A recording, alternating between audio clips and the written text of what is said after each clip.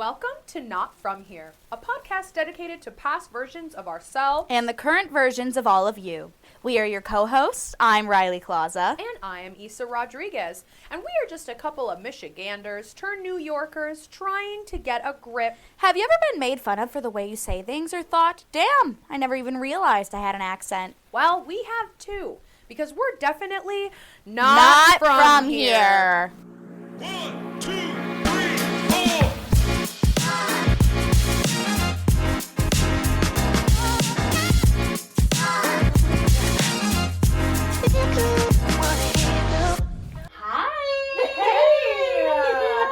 Who is with us?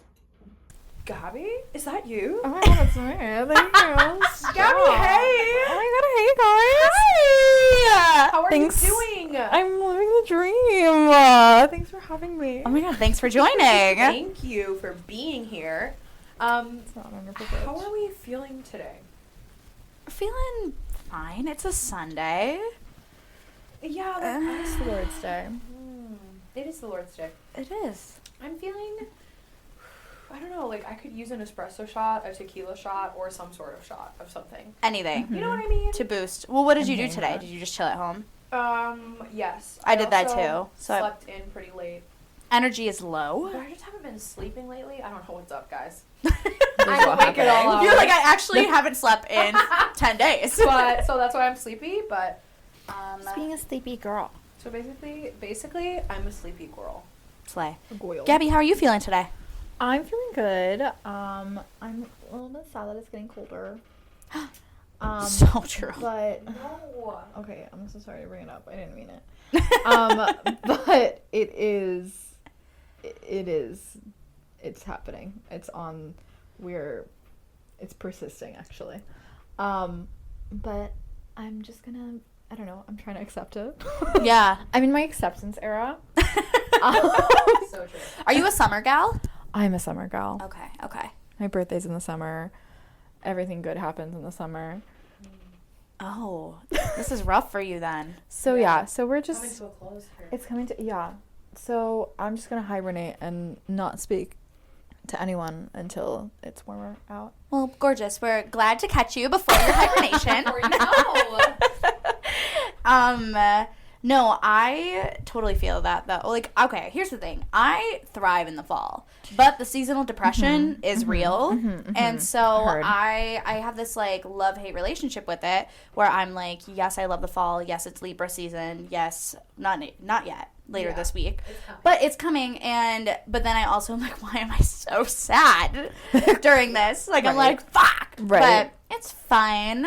The worst thing is the sun sets at like 4:45. Yeah, that really changes things. That is gonna rock my world. It's gonna change my brain chemistry. There's The gonna be a trajectory. lot. Yeah. The trajectory of my life actually is gonna changing. change when the clocks get set back.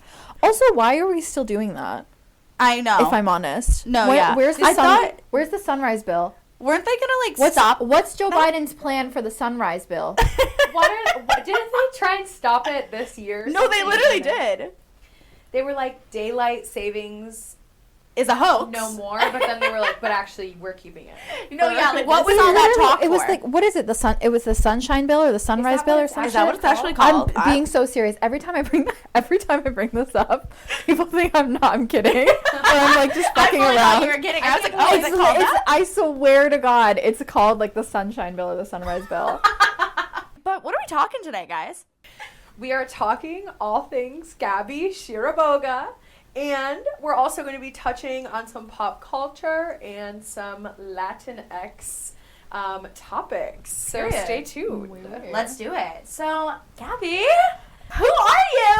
Who am I? Where are you from? Yeah, Who give are you? us a little rundown. Like, where'd you come from? Okay, How'd you gorgeous. get here? Where did I come from? Where did I go? Where Yeah. did I come from? Cotton Eye Joe. Exactly. Thank you. Okay, I'm Ecuadorian American, and I kind of lived half of my life in Ecuador and half of my life in Cambridge, Massachusetts, Period. right next to Is that Harvard? yeah, that is Harvard. I was gonna say it is Harvard, but I was not, and I'm not Harvard material. But I did go to high school right next to Harvard, so I would walk through Harvard Yard and I'd be like, So smart. But so I would do that. I went to high school and college in Boston, in the Boston area. But when I was growing up, like from the ages of like 3 to 12 or 13, every 6 months we would go back and forth from Ecuador to Cambridge, because both my parents are doctors, and my father helped to open a hospital for a community in the Andes in Ecuador. So I don't know if we're familiar with the Andes Mountains. I've heard of the Andes Mountains. So in Name Ecuador, Ecuador is really interesting. Is a really fascinating and wonderful country because it's very small, but it has a huge, the biodiversity in that tiny country is insane. So it's got the Amazon jungle, it's got the Andes Mountains, it's got the coast, and as well as the Galapagos. That's all part of the territory. Oh my God. Which is insane. So my father helped to open a hospital for a community in the Andes called Sumbawa. And the community was called Sumbawa, not the hospital. But so, and that's how my parents met, and that was their whole like little love story. Stop. Okay, doctor love story. Living the doctor love story. And so, and then they were working at the hospital, and I was born in Worcester, Massachusetts, and then they like, I literally came out the womb and my mom was like, get on a plane, we're going. And so we went. I have a passport picture of them holding me up, and I'm like, as an infant, like I fresh out the womb. Yeah. It was a lot. No thoughts. No thoughts. Brain infant. Smooth as fuck. And still, but so we went to Ecuador, and then my brother was actually born in that hospital that they helped build, and they worked at for a long time. Yeah, it was I had a really crazy life before the age of 12. Like it was a lot. None of this. Yeah, I'm like, what? It's crazy. And so we were doing that for a couple of years, and then my father was happened to have gone to school with the president of Ecuador, the future president of Ecuador, and then he like called him up and was like, why don't we just call Taylor up? And he was like, hey, do you want to be my minister of health? And my dad was like, bet. And so he was the minister of health. And we were there for a couple of years. Holy shit. What the fuck? I do realize now that I haven't said any of this to either. We're literally like gagged. What? So it was pretty wild. It was a vibe. And then we moved back here around when I was like 12. And for like the years preceding when my father was Minister of Health, I was homeschooled. Mm-hmm. Okay. Ballad of a homeschooled girl.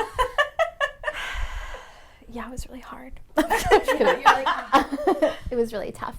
No, but then when my father was Minister of Health, I went to school in Ecuador, which was brutal. And then I came back here and finished the end of 8th grade, and I was like, I want to go to high school, because I was under the impression that it was going to be Glee X High School Musical. Oh, of course. the Americans did a good job of convincing us that was... Yeah, that was going to be the case. Yeah. And it was not. Of course. It was not. I was lied to. I was cheated. I was hurt. So let's talk about that. where's my Can we change the subject? Where's my, what was her name? Sharpay Evans. Legit. I was like, anyway. And so, yeah. Anyway, continuing on from that, I went to high school. It was a vibe right next to Harvard. We remember. Crazy days. Crazy. And then I, on a whim, I was like, both my parents were doctors, as we discussed, and I was really into Grey's Anatomy in high school. And so I was like, I'll just be a neonatal surgeon. Like, I'll just do that. Like, it's an easy like, it's like the natural choice, right? Yeah. And then my dad sat me down. He was like, Bestie, you hate math and you hate science. Why would you do that to yourself? And I was like, you're so true. You're so true. And he was kind of like the person who pushed me to do like something that I actually wanted to do, like dancing or theater or like whatever. And so then I kind of on a whim decided to apply to musical theater schools, and I ended up going to the Boston Conservatory. I did Period. I did a BFA in musical theater with an emphasis in dance. And then the pandemic hit. Yes! And then I moved on over to New York. Because you were class of 2020, right? I was class of 2020. So that bitch hit in March 13th. Literally, it was like one day I was going to have a graduation, and then the next day they were like, sorry, I don't know, it sucks to suck, but have a great life, though. They're like, we don't make the rules. We just, like, can't do anything. Yeah. And then they provided absolutely no support, so that was great. And yeah. And then I obviously had to wait like a year and a half-ish to move to the city, but then I was like, if I don't move out right now, it was giving depression. It was giving lowest moment of my life. Yeah. Okay. Of course. Yeah. And I was in my parents' basement, like just all up in that depression. And I was like, something has to change. Something has indeed changed within me. And then I convinced my roommate to move with me with a PowerPoint. Period. I was like, please. Of course you both I was did like, that. I was like, please. It had one of the slides had like you would like click to go to that slide, and then Just Like Magic by Ariana Grande would start playing. And I was like, we can do this. Let's do it. And so then she said yes. Yay! She said yes. Surprise! It's a girl. And we moved to the city and have not fucking looked back since. Honestly. Good. Yeah. How was that transition for you? It was really wonderful because it was all of the momentum, or like the inertia rather, that like kind of built up. That's science, right? Yeah. Like Yeah. Come on, physics. an object in motion will stay in motion. An object at rest will We'll stay at rest. Yeah. I think that's the saying, right? Deep cuts, you guys. So basically all of the momentum rather that I had from graduation was just like flat, and it felt like when I came to the city that I was like, okay, I'm finally taking a step into my life that I was kind of launched into with like, there was no safety net, there was no plan, and and the industry had changed Completely. overnight, right? Yeah. So like there was no roadmap and everything. It was wild because everything that like we had trained for in the industry that we had trained for, and I'm sure you guys experienced this as well, was something like a completely different animal than what had just appeared. You know what I mean? Like the pandemic changed everything. So it was something, it was both terrifying but also exciting that we no longer had to like fit into the cattle call situation, or Thank like that, God. like it kind of gave, I think that I didn't notice it then, and I was very scared and very stressed out, but I think that it's really a testament to everything happens for a reason, because I kind of allowed myself to think outside of the box of what I wanted my career to look like and what I wanted to accomplish.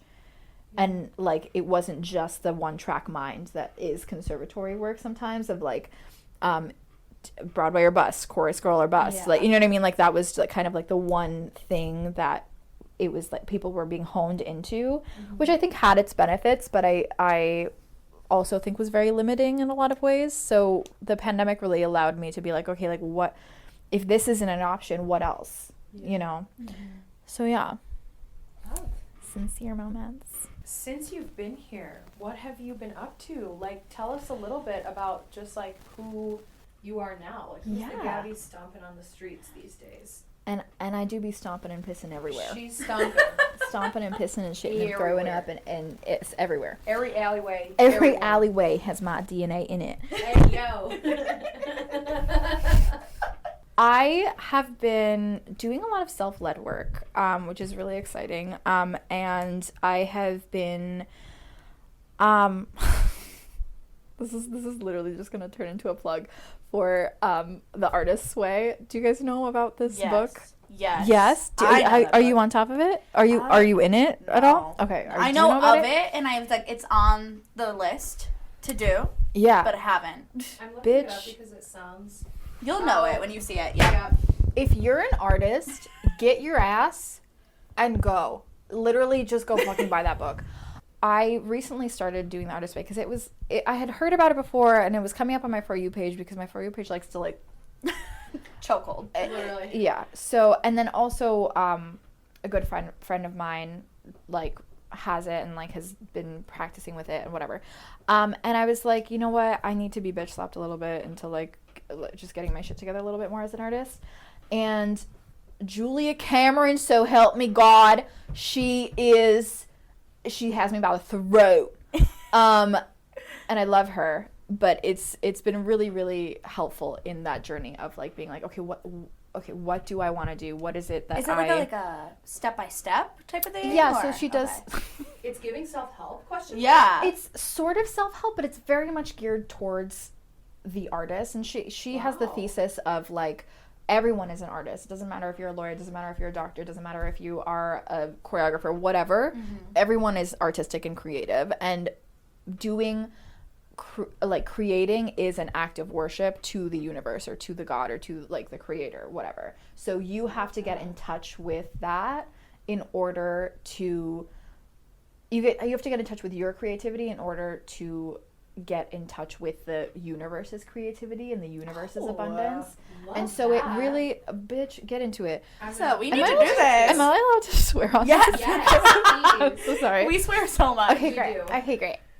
What's your favorite curse word? Probably fuck. No, I'm kidding. But it has been really, really wonderful and really emotional, honestly, because it really asks you to think about like how you're self-sabotaging, how you're like what you're, or the people, even the people that you have in your life that like you may be around all the time, but like you're like, these people are not necessarily like on the wavelength that I want to be on, and not even in like a mean or like you guys are terrible type of way, but just like you're on a different journey and like that's okay, but like I need to kind of realign with what I want to do and like the energy that I want to be around, and it also asks you to be very protective over yourself and over your artist, who she like refers to like as a child, you know what I mean? Like that, like your artist is a child and you have to take them and like be very protective over them, because like that is your life source and that is your creative ability to like your lifeline essentially. So it's been really interesting, and it's like a 12-week situation, and it's really not that much of a commitment. Yeah. Not the plug.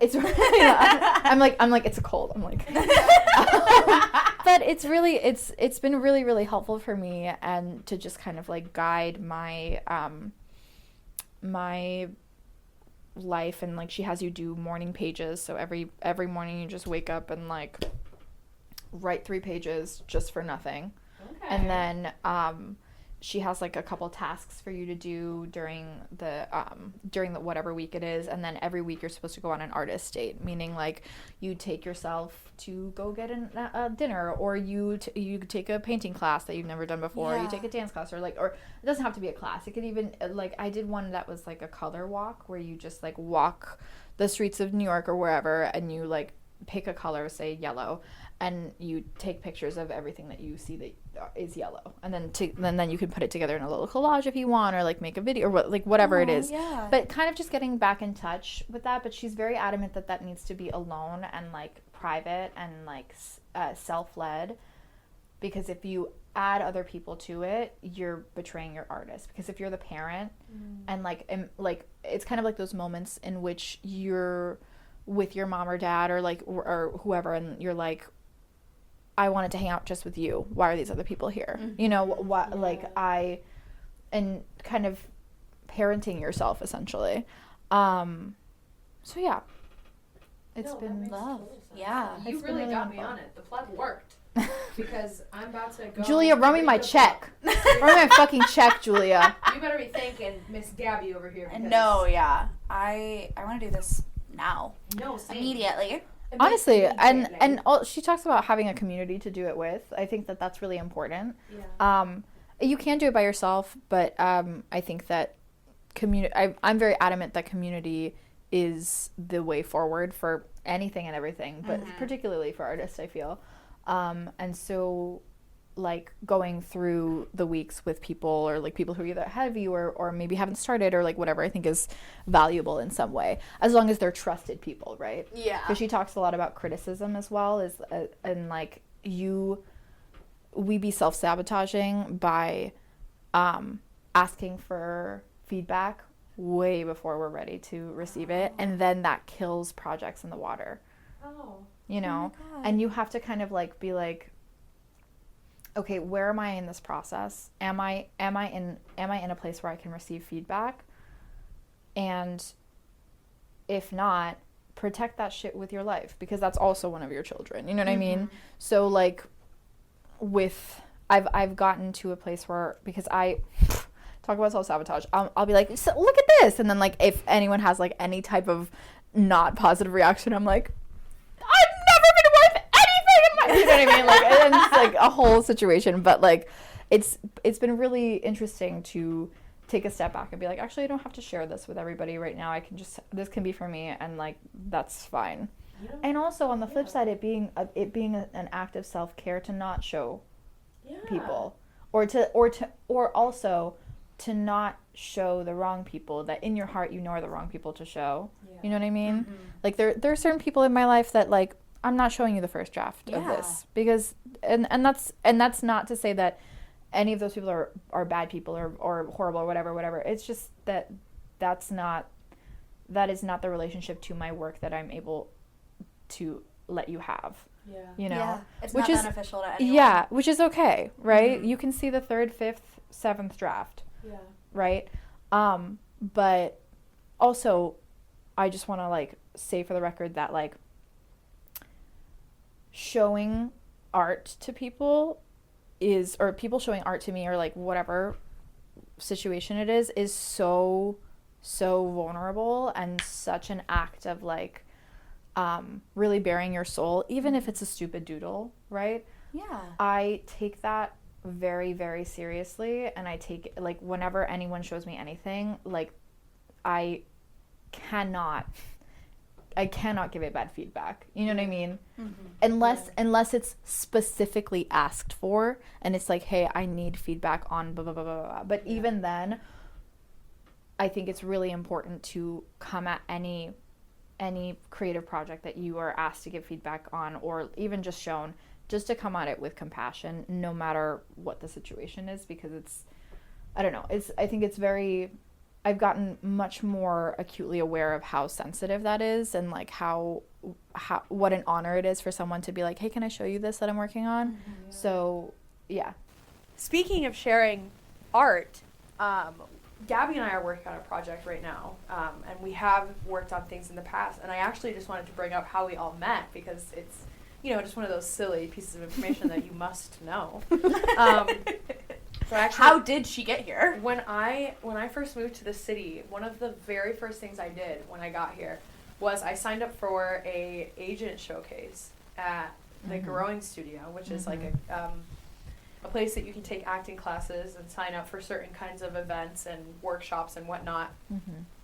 And I did like a 3-day one. It was like a weekend thing. And Miss Gabi was in said showcase and it was like it was like a class of 2021 showcase, because we all missed our showcase because of the pandemic. So Right. we like got Damn. a redo or whatever. Or that was Yeah. essentially like the Yeah. idea of it. Okay. Yeah.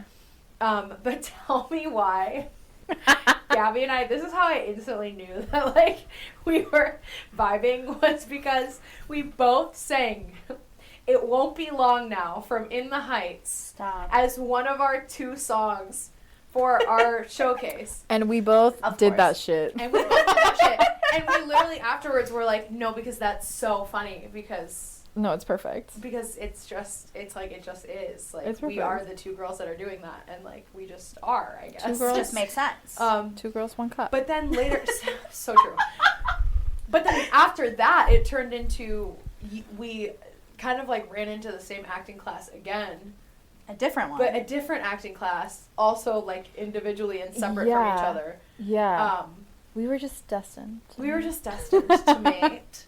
So true. And then somewhere along the way, we all ended up doing It was Legally Blonde. Legally Blonde. I'm like, I'll tell you right now. What We a were all silly in the same time. song. We were. Oh my god, Yeah. yeah. You know we're right. It's hard to tell. And then we were in, and I didn't Been know a you. snap. So the way I met you was I like had no idea who you were Right. until we did that like positive like early morning Early rehearsal. rehearsal. Yeah, and then Right. you guys were gonna go grab food, and I was And like, then we went and got those those mimosas, Yeah, the the apple cider apple cider mimosa. mimosa. Ball. well, I was like, can I come? and you guys were No. like, yeah. I knew Isa, but I didn't know you, and so that was kind of like our Yeah. introduction. And then we were in Bend and Snap together too, Yeah. so we'd have to rehearse. Look at and you were like the only person who showed up. we had like a rehearsal, and it was at Gabby's apartment, and it was like us It was two, me, and like you, Naki, and Paris. Paris. And that was it. Iconic. Yeah. Iconic. Makes Great. sense. No, it's perfect. But yeah, So that's silly, but you know, we're just gonna keep working and working and working and working on things. So, you know, yeah. she's on the podcast now. Who's to say what comes later? Period. Dot. Anyway. Gabby, what would you say your dreams for NYC and the future are? Broad question, Broad but- question. No, that's okay. I would just like to make art, and I would like to make my own work and be in other people's work, and I would like to be happy. That's love that. really it. And I also would like a side gig that doesn't break my soul. So Beyonce plug. true. You're my soul. Yeah. Okay. And our last little question for this little New York segment, what makes you not from New York? Or how do you know that you've become a New Yorker? What makes me not from New York? I have that, like, hey, how y'all doing? like, type of situation, but I'm not from the South, like, at all. Like, You just picked it up. I just picked it up. You got that Southern hospitality. I've got that Southern Hold hospitality, 100%. hold the Southern. All right. The Make it Massachusetts. make it Massachusetts. Make it masshole. Baby talk. Great. No, I don't know. I think I am very much like, I'm so committed to the concept of community that sometimes I'm a little bit weird, and I acknowledge that. And I just want to say that I'm taking accountability for it. Thank you. That's what we I'm wanted. like, how's everything? But it's like a person on the street. I'm like, Yeah. are you okay? Like, I'm like, what's going on in your life? Yeah. Let's connect. right, literally, I'll be at a coffee shop and I'm like, oh my god, like, I love your outfit. Like, what do you do? Like, and like, I think that's, I really love that about myself. But sometimes I'm like, we need, maybe we don't need to make friends all the time. Yeah. But yeah, so, I would say that's like a non-New York-y thing to do. Yes. But what was the other half of the question? How do you know you have become a New New Yorker. Yeah. My face on the street when people are walking in front of me, like, legitimately no filter, and I'm like, No, like that saying, if looks could kill. Like, Oh. that's your look on the street. You're like, 100%. I'm like, The eye is like twitching. You know what I mean? Like, it's aggressive. Yeah, 100%. And then I get upset with anything with MTA. Of course. The MTA should be free. Okay, Eric Adams, this is a shout out. I'm being so fucking serious. Also, everybody deserves housing. Sorry. Continue. So true. What she said. And I said what I said, and I meant what I said.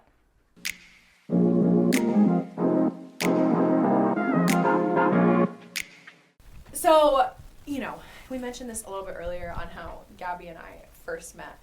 And this is actually one of the we talk about this list of people that we've always wanted to ask on the podcast. Oh, there's a and whatnot. list. There's a list. There's a list. There's a list. And you're not on it. Gabi is obviously and you were not cut from the list. This is the outtakes. Bottom of the barrel. But I just so obviously we're friends, we're artists, we do a bunch of stuff together. But I also really appreciate, one thing that I love about our friendship is that we can connect on some things that I feel like I can't connect with, to be quite honest, anybody else I've ever met in my entire life. One of those things, the thing that I'm referring to, being a Latina, coming from a complete Latinx family, and being about as white as it fucking gets. I am literally I am that white girl. Down the street, you see me, you're like, damn, that's a white girl. Yeah. And you're not wrong. Yeah. You know what I mean? Yeah. But also, there's this whole identity locked up inside that it's hard to talk about and feel like I fit into community said box of what people expect Latinx people to look like, be like, act like, all these things. And that's something that I feel like we talked about very early on in our friendship, and we were like, wow, we have shared experience in some kind of way. So, because we have a platform, and platforms are to be used to talk about things that are important, the second half of the episode today, we just wanted to kind of discuss this topic, just get some thoughts out there, and get a conversation going. Yeah. With that being said, being a white Latinx person in our industry / in today's world, what does that mean? What does that look like? Yeah, I think it's really interesting because, as you said, it's there's an outward identity, or an outward presentation of and performance of who we are as women, but also as white women, that you're not gonna see, again, you're not gonna see me walking down the street and be like, she's a Latinx, you know what I mean? That's not really what crosses people's minds when they look at me or when they look at you. That being said, that is still a part of our identity, but it's something that I think has to be spoken, or versus, or when people see my name, they will put two and two together, but it has to be my full name though, or my last name. Gabi doesn't really ring any bells for people, which is fine. But it is an interesting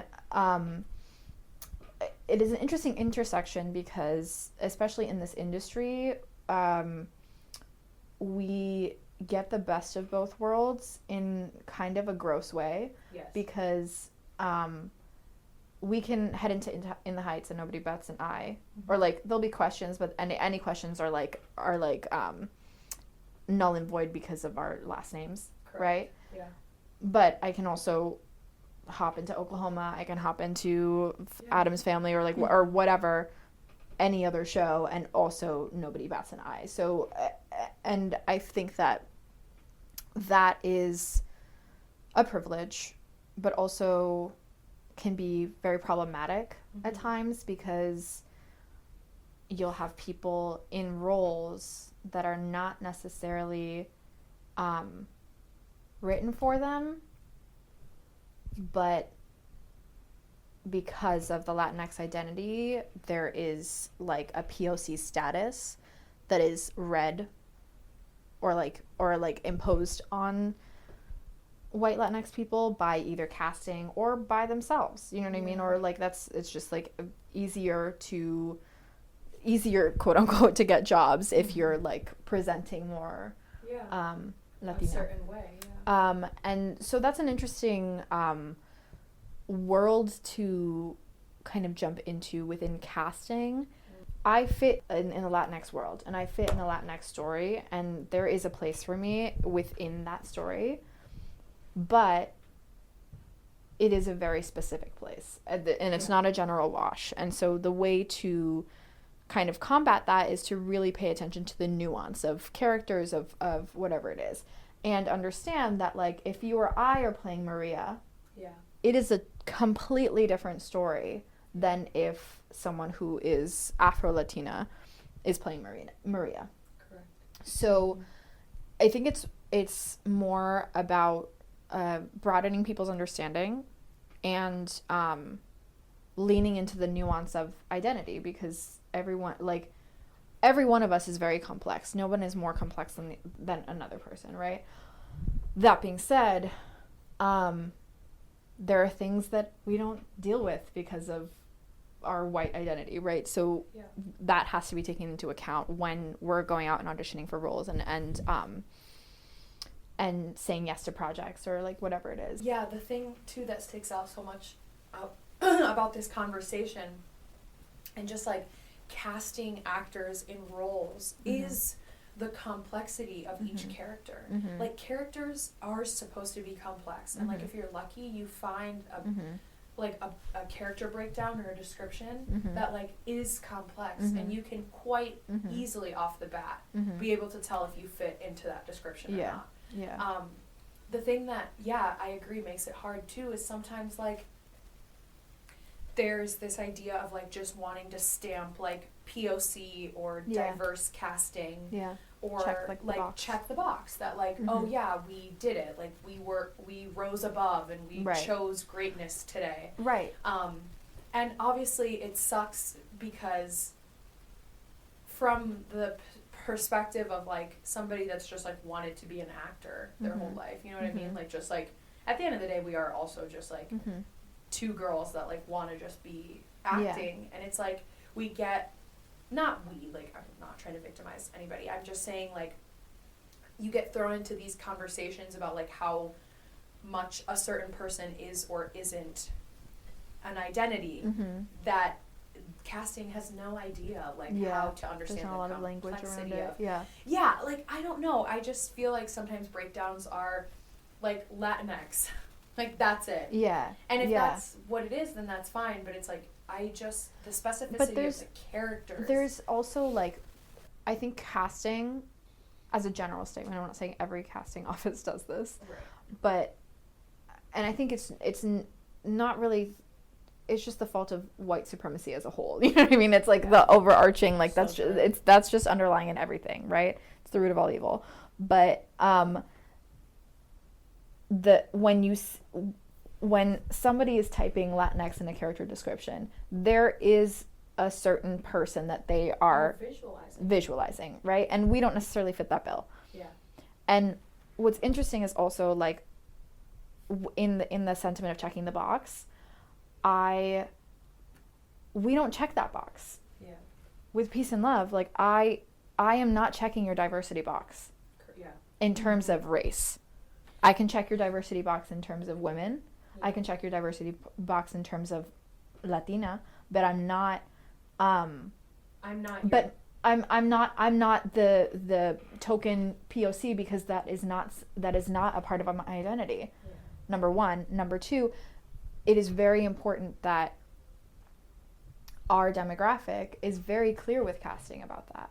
And that's when the responsibility is on us to be like, hey, like, thank you so much for this opportunity, but to exaggerate, I can't be in the color purple. You know what I mean? Like that, that's obviously never gonna happen. But like even with like and there's a separate conversation for like the Italian X's of the world. You know what I mean? Like the girlies who are, for lack of a better term, Mayflower white versus like Latinx white.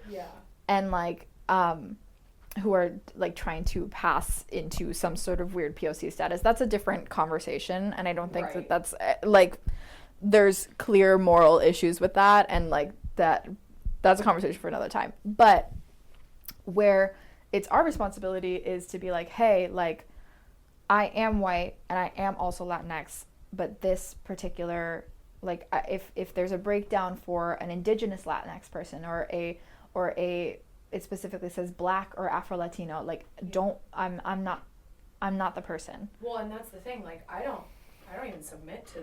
Yeah. And my favorite thing, genuinely, this wasn't something that started when I was first auditioning for things, but like nowadays, sometimes on breakdowns they say like looking for Latin person, European descent, white presenting kind of thing, and I'm like, slay. Like, that, I got yeah. I think that genuinely, I think that casting is getting more better, and it's getting there. More nuanced. Yeah. Something that you said made me think about this like weird interaction that I had when I was like starting out in college, and I now think about it to this day because it's just like beyond me. So I was like just starting in college, and you know, we talk about this idea of like being woke, right?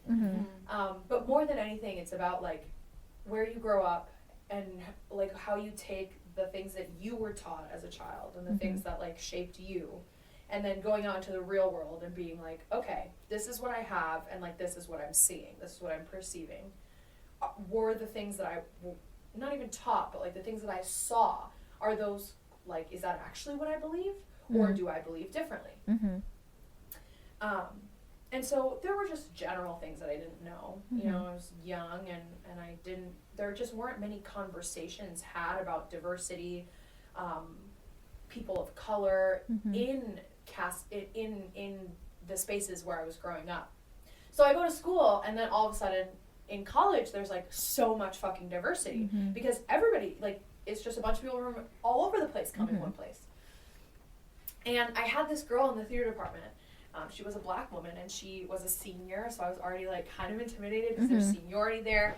And she was like one of the sweetest people, and she came up to me and she asked me what my experience was as a white passing person of color. And I remember, first of all, being like, I don't know what that means. Right. And she was very kind and explained to me what that meant to her, which was that, you know, I have this like ethnicity, this like culture, but I don't present as it. And at the time I felt like, oh my God, like I discovered a new phrase to like label what I am, kind of. And for a while I was like, I felt like, oh my God, like I like finally feel like I identify as something, kind of thing. And then now in today's world, and just like in the past few years with everything that's happened in 2020 and all of these like movements and thoughts coming out, I have realized as a white person that like I am not a white passing person of color. I am not a person of color, period. Like there is no white passing to be had. And so there's this new idea of like what you have kind of been saying, which is like just the correctness of what it is that we're even referring to. Because you said it, and it like kind of like sparked my head up. I was like, you're right. We're not talking about race when it comes to us. We're not. We're simply talking about ethnicity. Right. I mean, we're talking about race. Correct, but not in the way that. I think that something that really, like a quote that really blew my mind about the white passing stuff is white passing is a commitment to ambiguity. Yes, and you're also kind of claiming, which is you shouldn't ignore the privilege. Like I do claim the privilege that I get the same way you've talked about it, but it's like you're kind of just bragging about your privilege. Like, right. Well, it's like it's kind of deflecting it off of you. Yeah. Like I don't actually benefit from this because I'm white passing. Deep down, like, I'm a person of color. Yeah. And when really, in reality, like but what's interesting about that is that like it's less about and something that's hard, and that was really hard for me to kind of figure out, is that like it's less about how good of a person you are. It's less about like that whole identity with that. It's just how people plain perceive you. Yeah. You know, like you're walking down the street. What do they look at you as? You walk into a store. Is the clerk following you? You know what I mean? Like I walk past the cops, and I am in their circle of protection. Correct. Yeah. You know, so like and if I were to call the cops, the response is going to be very, very different than if someone who is not of my demographic. And that is simply like why we cannot allow ourselves to be playing roles where that experience Right. Exactly. is a part of that character. Exactly. But also generally in life, it's like I can't walk around here and be like, oh yeah, I'm a white passing person of color, Oh no, yeah. and blatantly benefit from the privilege of not being a person of color. Yeah. It's this kind of weird and sick and twisted like thing that I think white women do mostly. That white women do mostly of like you're like adjacent to the oppression, so like you are like, yeah, see, like I'm also suffering, like I am a victim, like and it's like, okay, like where does that get us though? Yeah. Because I think something that is really important is like we have so much potential as white women, but particularly as Latinx white women, to be co-conspirators and to really like move the needle, because we're infiltrated in a community that is so unbelievably racist, so crazy and blatant with it, but with the veil of like, I can't be racist, I'm Latino. I can't be racist, like it's When to all my Latinos out there, like, you know, at the end of the day, it's, like, Latinos are some of the most fucking racist people that you know. fucking know. And it's crazy it's really really insane. And like there's the whole concept of like mejorando la raza, and I don't know do you know what that means? No. I was like, I'm gonna tell you. come again? I'm gonna tell you.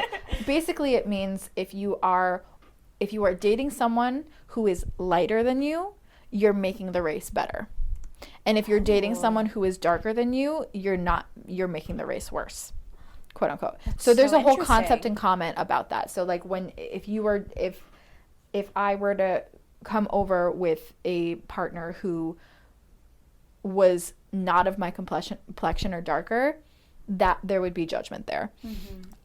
So and that's just like tossed up like around. That is crazy. Like nobody's fucking business. I back that 100%. And yeah, that is, you see it everywhere. Right. So but what's interesting also is that like that's not even the scary racism, and this is coming, and I just want to pause for one moment and say that none of the things that I have said are my original thought. Fair. And also like there's no like, I'm not preaching this and like trying to claim this as my own like brainchild. This is like the labor and work of Black women and women of color and queer people of color and trans women of color who like have made the vocabulary, talked about the nuance, fought the fights, and like have been killed and murdered at the hands of the system that we live in, who have like put in the work so that we can have these conversations right now. So just to have that said. But I think the more vicious racism is the covert, the subtle, the like the way that they'll ask you to have the voice of a typical Latina, or like do you have It Won't Be Long Now in your book, right? Yeah. Can you do it more spicy? Can you do it more like that stuff, or like or on the other side, the covertness being, no, I could be Maria. Yeah. You know, or like being willfully ignorant. I think it's willful ignorance. Yeah, that shit is really dangerous because it's like people are really sneaky about it, which is why it makes so much sense that people of color are like very apprehensive about trusting white people, but white women in particular. Yeah. And it's even more of a betrayal when it comes from white women who are also Latinx, because we have the context of being like of kind of being in a community with that is also inclusive of all different races. So it's particularly stabbing in the back for it to come from us. So yeah. This makes me think of, I mean, this is like a little off topic, but it makes me think of what happened with the Funny Girl National Tour I don't casting. know what happened with that. Let me Oh fucking my tell you. god. It sucks. It really drama. made me mad because you're right. There's a community, and although I may only be on one side of the community or on like a spectrum, for example, like I sit in one area, and my experiences are very specific to my skin color and whatnot. I feel like when other Cuban actors get things, I feel very inspired and excited by that because a lot of Cuban people, while many people may not know this, tend to be white. The main actress that got cast as Fanny is a Cuban American actress. Heard. So it's like, congratulations, you cast your diversity, but for the wrong fucking show. Right. Like, I was gonna. the story about Fanny is about Jewish a women. Jewish woman. Yeah. And they're like, So oh, close. but she doesn't, like, but in the show, she doesn't do this and do that. And I'm like, she doesn't have to get a fucking bat mitzvah for us to understand that she's Yeah. a Jewish woman. Yeah. Like, it is still about the experiences that Right. she went through as that identity. And yes, while this actress, I can't remember her name, I think it's Katarina or something. Katarina McCrimmon? I don't know how to say it's like McCrimmon. Yeah, it's just like, it's frustrating. And the question was posed, well, is she also Jewish? And no. There's a whole bit in Funny Girl, though. I don't want to call it a bit, but there's it's like the Rat-a-tat-tat song. And it's like where Fanny has this whole scene where she's like supposed to be General Schwartz. And it's like a whole, like they like dress like her up as like a Jewish, like man. It has like these bagels and like this, like you're stereotypical. And it's like a whole thing. But it's like, it's because it's Fanny doing, you know? Right. Like, Yeah. And you can't acknowledge the Exactly. stereotype if You're not. If you're not using someone that's And coming from the Right. identity or the Yeah. culture of the community. Like that, you can be white, Latinx, and Jewish.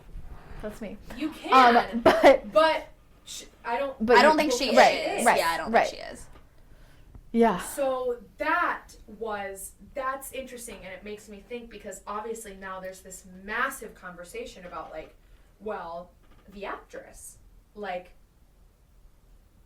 at the end of the day, she accepted that role, and it's like I don't know that I feel one specific kind of way about it because I imagine that must be an incredibly difficult situation to be put in. But it's like, but you know what the answer Right, is. Like, right. If you don't identify as You Jewish, auditioned you for it. know Yeah, what your answer yeah. is at the end of the day. Yeah. I mean, yeah.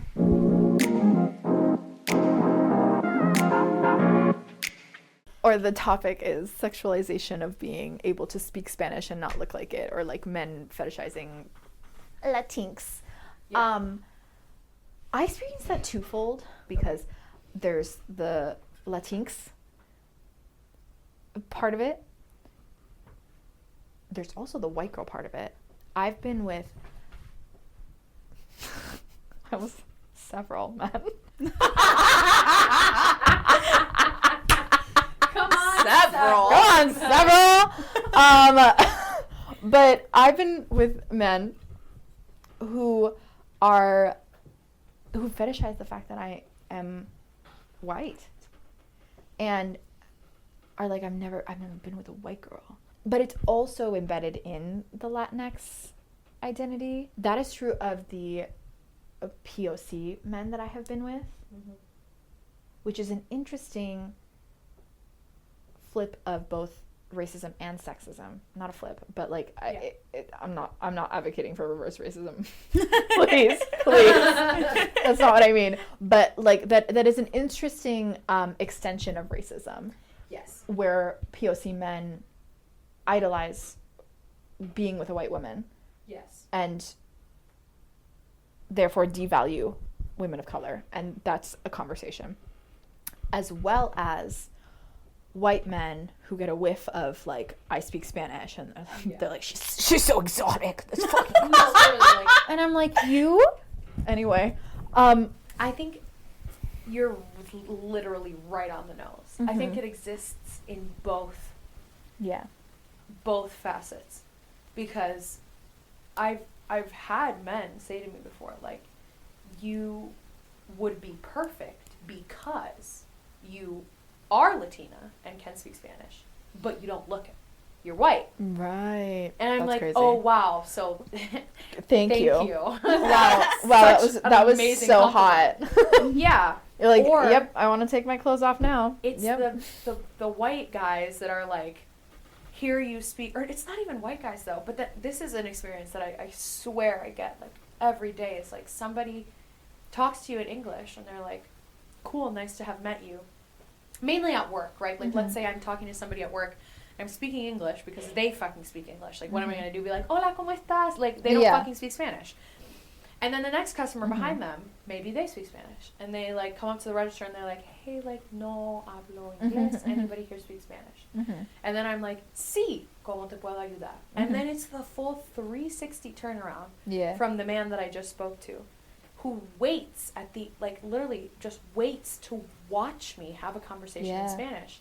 To then, like, basically just, like, look at me with, like, oh, shit, like, you're like, now that I know that you speak Spanish, like, that makes you... And now you have value. Exotic. The value of, like, But ooh, it's not value, it's just correct. sexualization. It's just sexualization of literally, a language that I was taught how to speak before I could even fucking, like, shit by myself. You know what I mean? Like, I didn't do this to be, like, some sort of, like, a cute, like, fun kind of girly. I really experienced the sexualization at work, especially like why was I gonna say it's literally at work? It's especially in restaurant service work, like particularly with coworkers. Honestly, yes, it's so exhausting, and it's to the point where I try to keep a cap on the fact that I speak Spanish for as long as possible, just to hear what people are saying.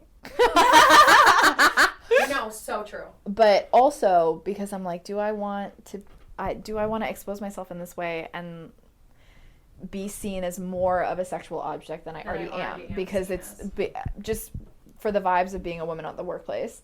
Like, no, it is exhausting. And it's like you already, I don't know, at least like in my experience, like I already feel like I kind of have something to like, not prove, but like, I mean, yeah, sometimes I do. Like when I'm sitting in, this is so niche. When I'm sitting in a fucking room at Pearl Studios and I'm the only white girl in a room of people waiting for an on your feet callback, like that shit, like I feel insecure. I feel like I gotta prove myself constantly, time and time and again. Like, yes, I do speak Spanish. Like, let me just whip it out, or let me just tell you everything about my life, or about how my family, like, my grandpa was in prison. Like, it's like nobody cares. But I just feel like I have to share to. I hear you. To again. Check off the things on the list, right? Like, was there enough to be like, don't of worry, this? I'm not being an asshole. You know what I mean? Yeah.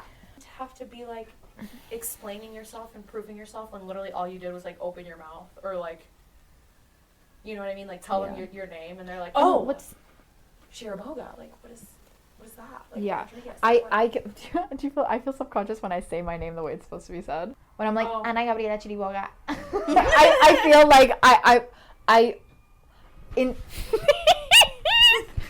Stop the giggles. Second. I'm ready. I'm ready too. Hi, my name is Ana Gabriela Chiriboga. I'm 5'5" and I live in New York City. Thank you. You know? It hurts. But I'm like, but I'm like, if I'm like, hi, my name is Ana Gabriela Chiriboga. It's like you're trying. It feels like I'm like, putting it on. Yeah. No, And it also then feels like going back to our first conversation about this, it feels like I am being an Italian ex. You know what I mean? And like putting on, trying to be more. That's how I feel even like if I put on hoop earrings for a certain audition, I'm like, am I like performing Latinx identity? What does that even mean? Yeah. You know?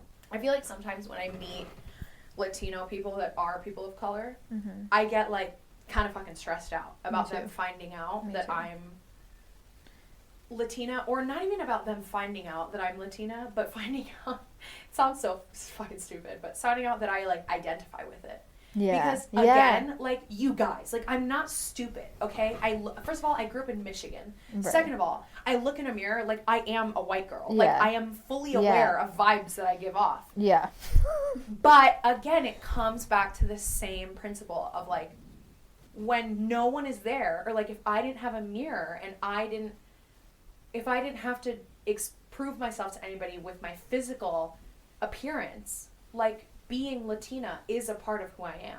So it's like it's hard to open a conversation with that when I know that essentially I'm trying, or not, see, it's literally so complex, you guys. Yeah. Like, I just get afraid that people would think that I am trying to infringe on their stories and their experiences, because that's, like, and I guess also it's from the lens of an industry, right? Like, of our industry. Right. Like, when I think about that one day that I was the only white girl in an On Your Feet dance callback, and I was, like, literally about to have an anxiety attack.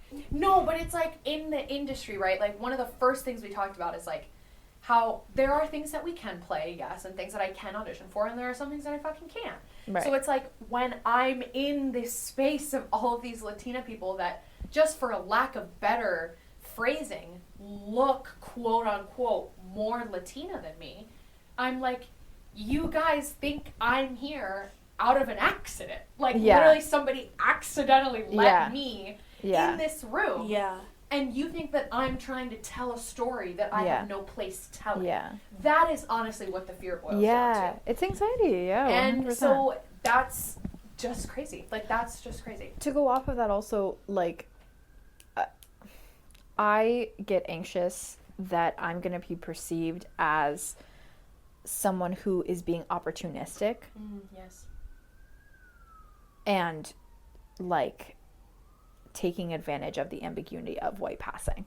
Yeah. Right? Even though I do not, I feel like I always have to be like, no, I'm a white girl and I'm Latinx. I'm like white, caps, bold, like underline, and Latinx. You know what I mean? Like, I have to be like very, and that's, I think, one of the first conversations that we ever had was, I was like, no, I'm white and Latinx, and that was like that, and I still feel that way. I feel very, very strongly that I want to lead with that when I talk about my identity, just to kind of like almost like put people at ease, or attempt to. What is that about? What's that? I think it's a mixture too of just like the generation that we're growing up into, and just like the anxiety of like how people perceive you, especially because it's not just us as people, but there's, you know, like, we have social media accounts, and we have all of these things. Everything's out there all the time. I know, and I'm like, it's. I think even this is going to be out there forever. I know, I'm like, you guys. Not to put out there. But it is something as simple as like anxiety is about, like, in my Instagram bio. Like, for years, I was like, I can't put like that I'm Cuban in my Instagram bio, like, because it doesn't matter. People won't care because people won't see it. Right. When in reality, no one gives a fuck. When in reality, no one gives a fuck. I'm like, you think the girlie that has her, which is why it has lock emoji, like, you think anybody gives a shit about that? But I'm like, people are gonna think I'm not Cuban if I don't have it in my what? The ring emoji. Yeah. The ring. The date. Yeah. And the hearts. And the yeah. I mean, in my Instagram bio is white Latinx.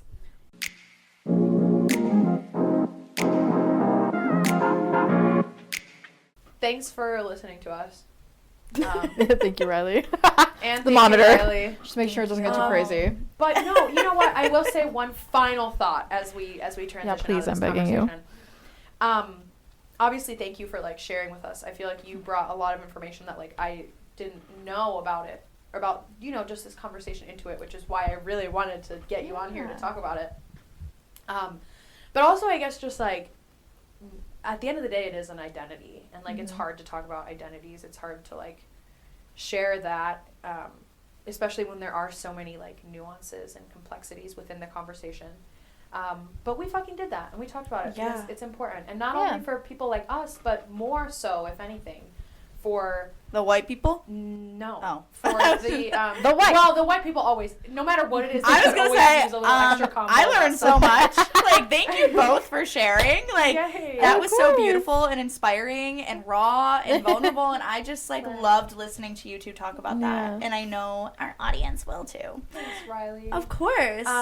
Yeah, but no, I was just gonna say, like, also us finding our place in this conversation gives more space for other people to talk about the bigger issue at the end of the day, which is just like representation of people of color and people that aren't represented on stage. Right. But I think the impetus or the motivation for doing this work is that we then get to be like having more of a consciousness about our identity and having nuance around our identity and a full understanding of where we fit into this world and how we fit into the context of this industry of Latinx culture and whatever sets the stage for us to be better co-conspirators, hopefully. You know what I mean? Yeah. We can, and that's not something that we can bestow on ourselves, but that's something that we can do our best to prep for, right? And do our best for when the ball is thrown our way in daily life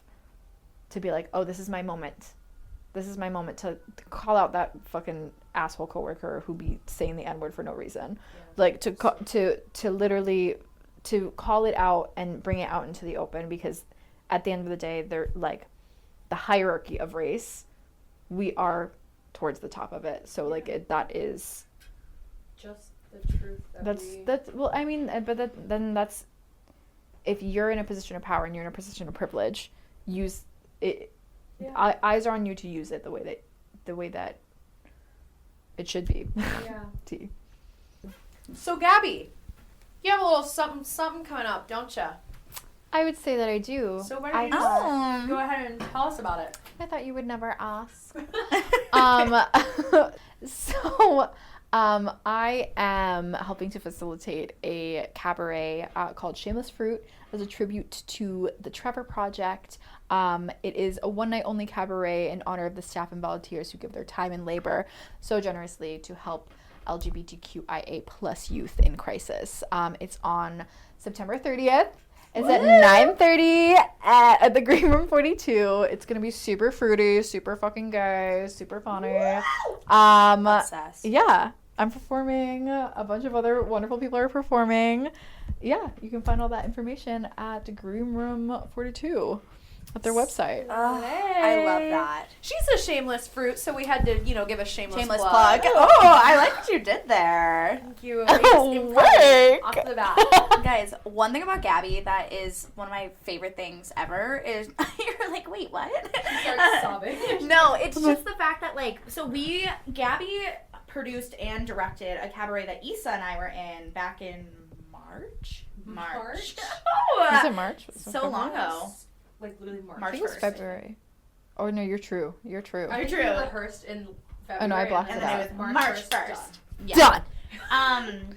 But no, and I remember we were just talking about it and stuff. We're like, what gave you the idea to do this? And you were like, I just want to create opportunities for my friends. Mm-hmm. And we're all in this industry together, trying to figure the fuck out. Mm-hmm. And I just love the fact that you make these opportunities for your friends. And I just love that. And I love you, and you were just so nice. Great and inspiring, and really that's is. really nice of you to say, Riley.